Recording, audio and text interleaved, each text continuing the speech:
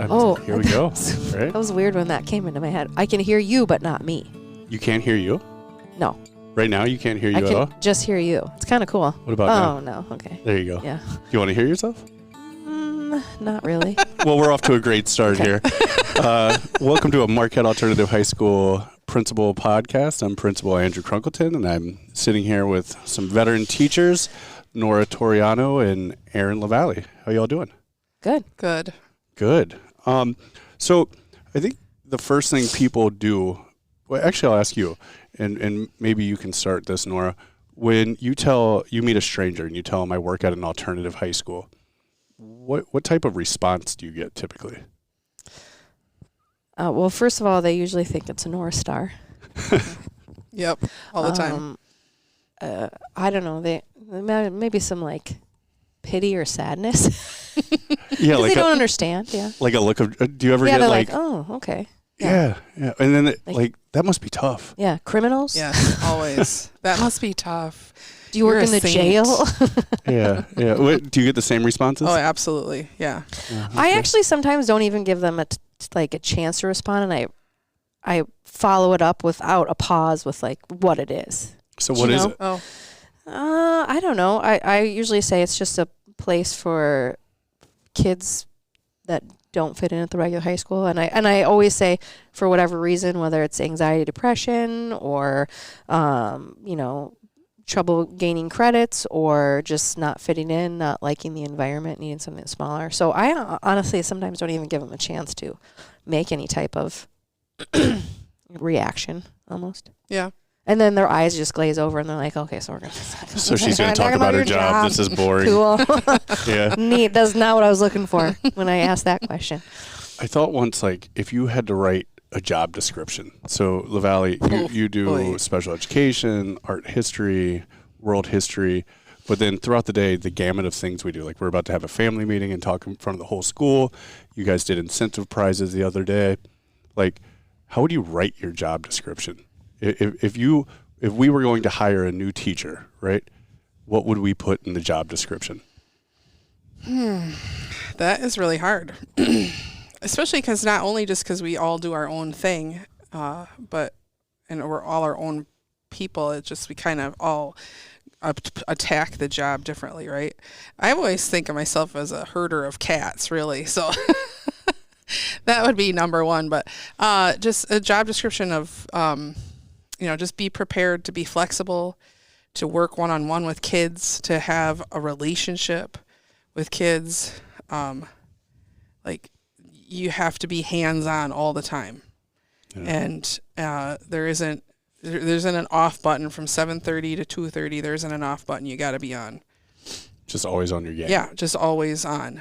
So I think that's a good description. If you had to say one maybe attribute or, quality? Personal quality that a person should have to be an alternator, Nora, what would it be? I think you need to be honest/authentic. Like, I don't think that I know I don't, and just knowing everybody so well here, like, I don't think anybody ever acts any differently than they would in their own home. Do you know what I'm saying? Mm-hmm. I don't feel like I'm putting on a show, like a presence. It's just you have to be honest and authentic. Yeah, I feel honestly, like. I like that. Like what you would do in your own home. Yeah. I know my role here, from teacher to principal to herder of cats, whatever it may be. When I became a parent, my approach greatly changed because my whole world changed, right? And hopefully for the better, hopefully with a little more wisdom. So with that, like, as we grow, you become parents. You have a college student now, LaValley, alum here, and your kids are skiing down hills right now, and my kid's now in middle school. Things go super, super quick, but what has been the biggest change in you as a teacher? Like, if you went back to the year you started at the alt, so Nora, how long have you been here? Oh my gosh, I don't know. 11 years, 11, maybe? 12, something like that, yeah. Okay, so maybe an early student that you think of, like a Sophia Wood, or who else, right? Like, how would they perceive you different now as a teacher than you were then? And same question to you, LaValley. I think is this 6? 7, I think. 7? 6 or 7, yeah. Okay. So how do you think you've changed in your approach to alternative education as a human, as a teacher? Well, can I jump in and just say, like, because I would like to go from the beginning, honestly. Yeah. And Nora was one of my students when I student taught originally in 2000, right? And myself then versus myself now is hugely different. And a lot of it has to do with life-altering things that happened to me that changed how I look at education, how I look at kids, how I look at dealing with kids. So it's not even like the parenting aspect, really, I don't think changed me as a teacher at all, honestly, because I am exactly who I am at home as I am here.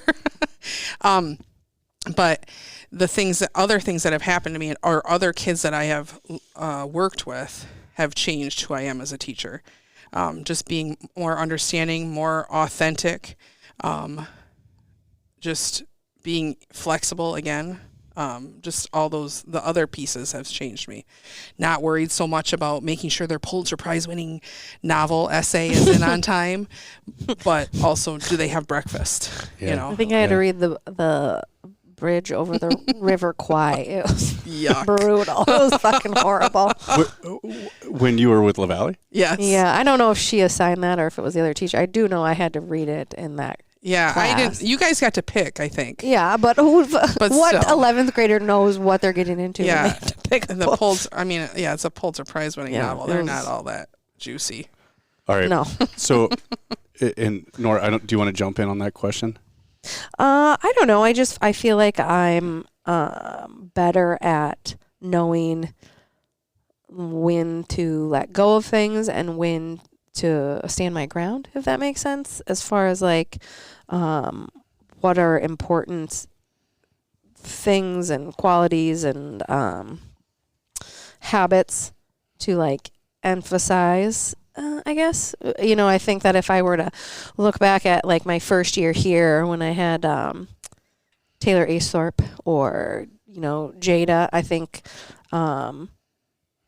I definitely let some things go that I wouldn't now. And just like things I would have said to him or advice or whatever. And then, chose the wrong battles or the things to get like upset or worked up about, if that makes sense. You know? Yeah, like you understand somebody down a hallway. Yeah, you no understand reason. what matters and what doesn't, I think, a little bit more once you start living your life. Confidence in craft, but then also wisdom in age, right? So, switching gears, because obviously we're in hall passing now, and you probably have classes to teach, and it's count day. I have a job to pretend to do. A ridiculous thing, something that you have witnessed at this school that we can talk about that's going to go out publicly, even though I think Nora may have dropped an F-bomb already. But something just crazy that you would never see anywhere else as an educator in public education, right? Like just some kind of random, and it can be magical, it can be life-changing, it can be game-changing, or it can just be like, I think it was Matt Brentlinger that said when we played blindfolded soccer? Blindfolded, that was not one. But Hungry Hippos, yeah. We talked about that a lot. Something ridiculous. Something ridiculous. Like I've got one. I remember putting, it may have been Kenny Berg or Landon Rico, I can't remember which one, but in a trash can with a helmet and just running them down the hall on a wheelie trash can. We did demonstration speeches, and somebody, Cutter Johnson, was going to teach us how to fillet fish, and caught his own fish and brought it in with knives. And you're like, well, not like he's bringing knives into the school. I was like, yeah, it's okay because we're doing it outside, so he's not going to bring it into the building. He did it like just on a rock outside. He did, though. You guys filleted like a bluegill or a perch or something on a rock outside of Gray he was very late in the assignment. It had been due like 2 weeks ago, but he had to actually catch. He's like, I haven't caught the fish yet. Oh, my God. That's hilarious. So, just one day he shows up with an igloo cooler of fish and a bunch of fillet knives. And, you were like, what? He's bringing knives to school? I was like, oh, yeah, I guess so. It was project-based, and it was a cool project. I think, was that the same lesson that you changed the oil filter on Cullen Leedy's truck, yeah. Yeah. which took like 3 class periods. And I love it. I see so much ridiculousness around here all the time that is so healthy. Like this year with homecoming. We did something untraditional, and we had a homecoming parade. And I look back at those pictures of our students currently that built floats out of bikes, and the neighbors are outside in their driveway, and we're announcing it. And it was such a cool day. So what do you got, LaValley? I can't think of anything specific, honestly, like anything like Nora's story. But I did think about homecoming this year too. And like, I just really love my advisory this year, and they get into it, and they like all just really, get fired up, and they got fired up. But then I was thinking about Nora's advisory during that homecoming, right, too, and Jacoby marching around with that green banner, green baby, green like it was just friggin' hilarious. But then, I can't really think of any other good fish filleting stories necessarily, but just all the little pieces. Yeah, the human dog sledding, yes. and just the Olympic days, and or today, if it comes to fruition, it's beautiful, and like getting out and taking a walk and starting to do that, and like preparing for a 5K. All right, final questions, because we should probably do our job.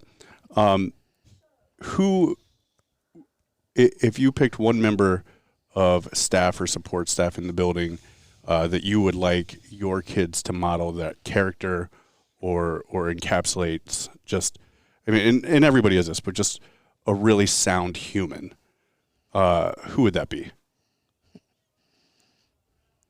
Well, I've got Croy, who graduated, and I've got Lucas and Brody that are here, and I'd love if Sylvie was here, but she has her own, path. But I honestly, and this isn't because I'm not trying to play favorites, I can't pick one.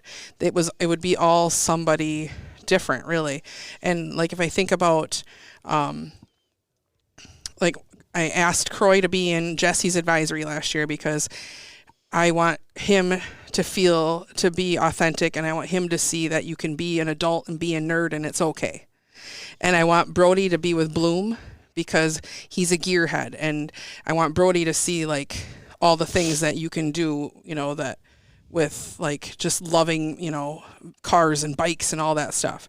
And Lucas, with Matt, because there's a sports thing, but also there's just like a crabby old man thing too. Like being a good man. And I think all the dudes in our building, at least for the boys in my life, are important for that. Absolutely. So that's... And if Sylvie were here, she'd be with Nora. How about you, Nora? I think obviously I love my kids, and I'm really proud of who they are. But if I had one wish for them, I think it would be that they live 100% by their own decisions and what they want to do. And so I would say Bloom, because I think Bloom does that. I think more than anybody else. He's not worried about this is a compliment, but he's not worried about what anybody thinks. He makes decisions based on, what he enjoys, what he finds value in. I don't know. And he doesn't feel like he has to defend himself. And absolutely. It's just his choice. And and he's a really funny and really smart too. So that I think also would be nice qualities for my. I would really love it if they were funny. Your kids are funny. They're very funny. Yes. Yeah. I feel blessed to work with such a wide array of people. Just the differences in you all as humans is staggering, and that in a good way, right? And that we get to bring that to the table to all these kids to experience on a daily basis and go room to room and learn subject to subject, but almost more importantly, get to interact with different adults, adulting, and modeling what it is to be an exceptional human in different ways. It's a gift. And I think, like, if we go back to that, what has changed you as a teacher or whatever, like being here for me, working with everybody is also changed who I am as a teacher too, because when you love everybody that you're working with and you can all work together, it makes a big difference. Right on. Yeah. All right. Well, thanks, Erin and Nora, I called you Erin. That was weird. I know. LaValley name, and though. Nora. It is your name, Yeah.